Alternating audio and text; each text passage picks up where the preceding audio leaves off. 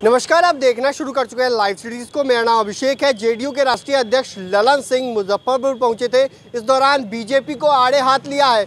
इतना ही नहीं, कई सारी बातों को कहा है। रामसूरत राय जो बिहार सरकार में पूर्व मंत्री रह चुके हैं और बीजेपी के नेता हैं, उनको आड़े हाथ लेते हुए कई सारी बातों को कहा है। बच्चा बच्चा जानता है कि राज्य का सबसे बड़ा माफिया कौन है, इस इलाके का सबसे बड़ा माफिया कौन है। भू माफिया की बात कह दी है और कई सारी बातों को लेकर आरोप लगा दिए हैं पूर्व मंत्री रामसूरत राय पर। और कहा है कि जब नीतीश कुमार को पता चला कि घपला हो रहा है तब उन्होंने रुकवाया था, जिसके बाद भू माफिया को लेकर जिक्र हुआ।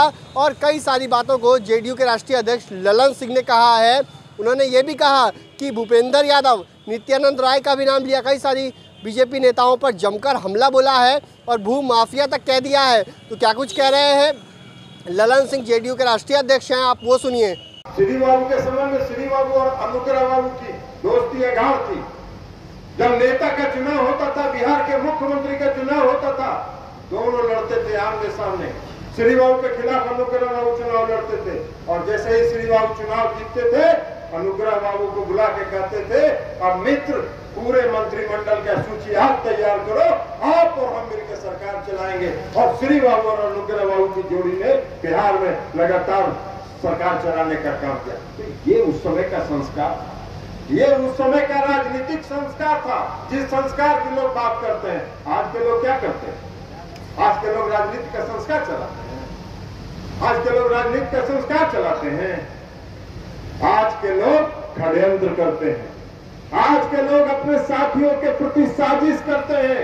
आज के लोग अपने साथियों और सहयोगियों के साथ ही नहीं, अपने पार्टी के लोगों के खिलाफ भी साजिश करने का काम करते हैं। अभी देवेश चंद्र ठाकुर जी कह रहे थे, सुरेश शर्मा जी की बात कर रहे थे। हमने भी उनको कहा था, सुरेश बाबू चले आइए और वहां कोई पूछे वाला ना हो। और एक षड्यंत्र करके तो आपको तो चुनाव हरवा ही दिया वही लोग। हम लोग नहीं, कोई दूसरा नहीं हराया आपको आपके ही पार्टी के लोगों ने षड्यंत्र करके चुनाव हरवाया। और किसको जितवाने के लिए मंत्री किसको बनवाया?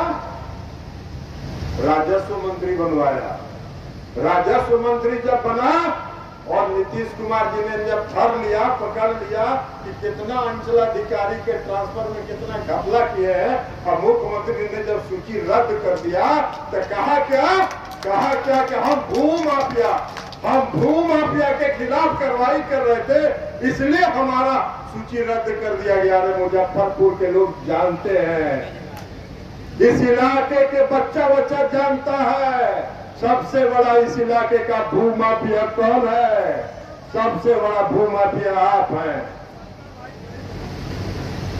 इसलिए सब जानता है बच्चा लोग। तो उनको बनाने के लिए, और उसमें एक टोली था, एक प्रभारी थे बिहार के, क्या तो नाम था उनका, क्या नाम था जी? भूपेंद्र यादव। लोग बता रहे हैं भूपेंद्र यादव एक प्रभारी थे।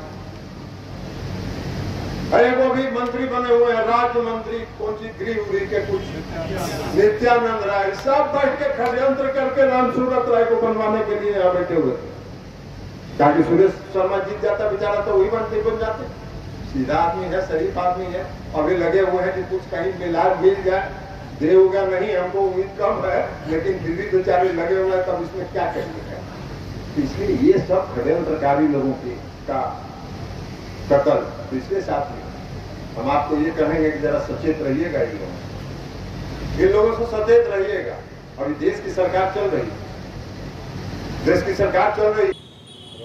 तो आपने सुना कि क्या कुछ कहा जेडीयू के राष्ट्रीय अध्यक्ष ललन सिंह ने।